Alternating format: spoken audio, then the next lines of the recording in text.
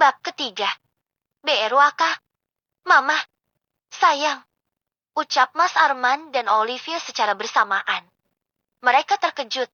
Begitu juga denganku yang sedang melihat ke arah mereka. Wajahku tercekat.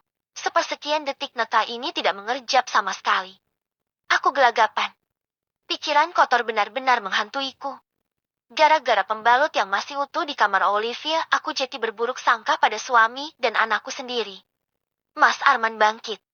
Aku hanya ingin membantu Olive melepaskan cincinnya saja. Lirih Mas Arman terbata. Ia terlihat gugup. Pasti karena wajahku yang memerah terbakar amarah. Olivia yang ikut bangkit berdiri tampak takut. Iya, Ma. Papa cuma bantuin aku ngelepasin cincin ini. Olivia menunjukkan cincin pada jari manisnya yang berada di tengah-tengah jari. Sepersekian detik aku tidak bergeming. Berapa kali aku menghela nafas panjang untuk melonggarkan dadaku yang terasa sesak. Iya, tidak apa-apa. Jawabku terbata. Karena aku tidak tahu harus menjawab apa. Biar Olive coba pakai sabun dulu. Siapa tahu bisa. Olivia gegas pergi meninggalkan aku dan Mas Arman yang diam dengan wajah canggung.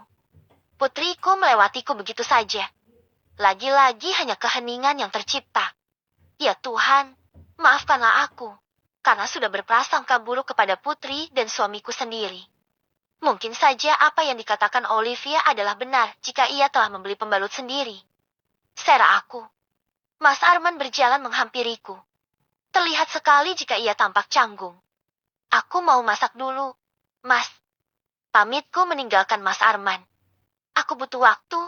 Iya, aku butuh waktu untuk bicara dengan diriku sendiri. Melenyapkan hal bodoh yang memenuhi isi kepalaku. Olivia terlihat sibuk memasukkan menu sarapan pagi ke dalam kotak bekalnya. Kenapa tidak sarapan bareng Papa dan Mama saja? Liv. Celetuk Mas Arman saat melihat Olivia memasukkan kotak bekal yang sudah terisi ke dalam tas. Ini bukan kali pertama Olivia melakukan hal itu. Jadi wajar jika Mas Arman bertanya. Pertanyaan yang mewakili pertanyaanku juga. Tidak, Pa. Aku sarapan di sekolah saja. Jawab Olivia. Aku memerhatikan putriku dari atas sampai bawah. Tubuhnya yang sedikit berisi sulit untuk mencurigai jika dia sedang berbadan dua. Olive tunggu Papa di depan. Ucap Olivia menyadarkan aku dari lamunan. Gadis itu berjalan menjauh dari meja makan. Olive, tunggu. Cegahku segera menyelesaikan sarapan pagiku. Hari ini Mama yang akan mengantarkan kamu ke sekolah. Nah, ucapku. Mas Arman menatap padaku. Tumben. Lirihnya dengan suara pelan. Tapi aku bisa mendengarnya. Aku meneguk segelas air putih untuk mempermudah aku menelan. Iya, Mas. Aku nggak enak sama Mas.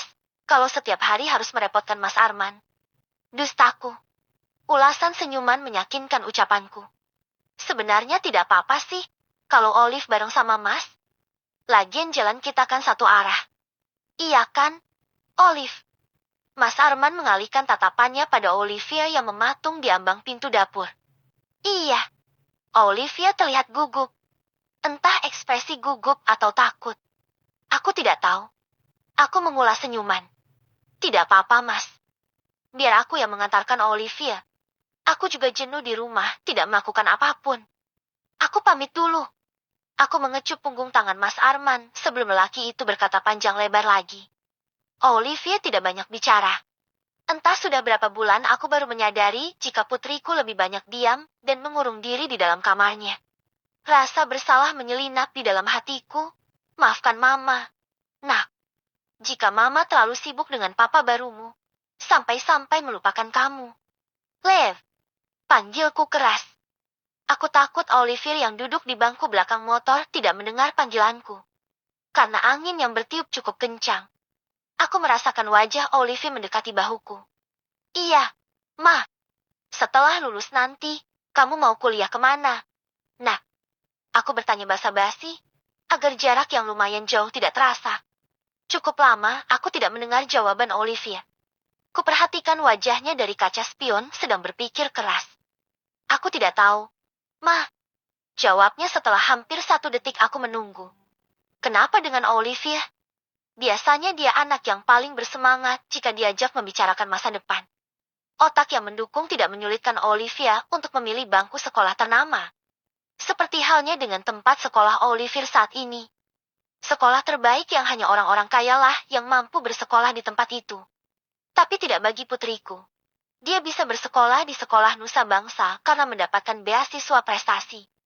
Motor yang aku kendarai berhenti di depan sekolah Olivia. Putriku menjabat tanganku dan mencium punggung tanganku sebelum melangkahkan kakinya melewati gerbang sekolah. Hampir 5 menit aku memperhatikan Olivia dari luar pagar sekolah. Gadisku yang kini sudah beranjak remaja terlihat menyapa beberapa temannya dan ada siswa lelaki yang juga menghampirinya. Apakah putriku sudah punya pacar? Pernyataan itu memenuhi kepalaku saat melihat siswa laki-laki sedang mengobrol dengan Olivia. Dasar guru mesum. Ucapan penuh penekan itu berhasil mengalihkan tatapanku pada dua siswa yang sedang berhenti di depan pagar sekolah. Pak Danang maksud kamu? Ucap siswi berjilbab pada temannya. Iya siapa lagi kalau bukan Pak Danang? Tegas siswa berambut sebahu itu menunjukkan ekspresi wajah kesal. Bahkan aku dengar si Santi anak sebelasa juga jadi korban nakal Pak Danang. Siswa berkerudung itu terlihat bergidik mendengarkannya begitu dengan aku. Korban gimana? Tanyanya penasaran. Masa kamu nggak tahu sih? Kesal siswi berambut sebahu itu. Mungkin karena temannya tidak mengerti. Pak Danang minta Cipka sama megang dada Santi. Kalau Santi nggak mau, Pak Danang bakalan ngasih nilai jelek. Desis siswi berambut sebahu itu. Aku ikut bergidik. Membayangkan lelaki yang disebut guru itu melakukan tindakan yang menjijikan seperti itu. Bagaimana jika Olivia juga mengalaminya? Astagfirullahaladzim. Aku mengelus dada. Secepatnya aku menepis pikiran-pikiran buruk itu. Segera aku menyalakan mesin motor dan segera pergi. Tidak mau mendengar hal-hal yang membuatku semakin takut. Waktu sudah menunjukkan pukul 11 siang. Obrolan dua siswa tadi pagi masih mendengung dalam benakku. Membuat hatiku dilanda kerisauan yang hebat. Jika beberapa siswa pernah mengalami pelecahan, apakah mungkin Olivia juga termasuk salah satunya? Tanganku mengepal. Dadaku memburut rasa memanas. Rasanya aku tidak terima jika seorang guru yang harusnya digugu, diikuti, dan ditiru malah melakukan hal menjijikan seperti itu pada anak didiknya. Assalamualaikum. Suara salam dari luar pintu rumah menyadarkan aku dari lamunan. Gegas aku bangkit dan berjalan menuju ke arah pintu. Astagfirullahaladzim. Olive. Aku terkejut saat melihat Olivia berdiri di depan pintu rumah dengan wajah pucat. Didampingi oleh seorang guru wanita yang memegangi bahu Olivia. Aku mengambil alih tubuh putriku dari guru wanita yang mengantarkannya. Rasa panik tidak terbendung lagi. Tadi Olivia hampir pingsan saat latihan baris berbaris. Bu, melihat kondisinya yang terlihat lemas, jadi sekolah memutuskan memulangkan Olivia lebih awal. Jelas wanita berseragam batik yang berdiri di luar pintu padaku. Hue. Olivia melepaskan diri dari penjagaanku. Ia berlari masuk ke dalam rumah. Olive mual. Aku membatin. Bersambung.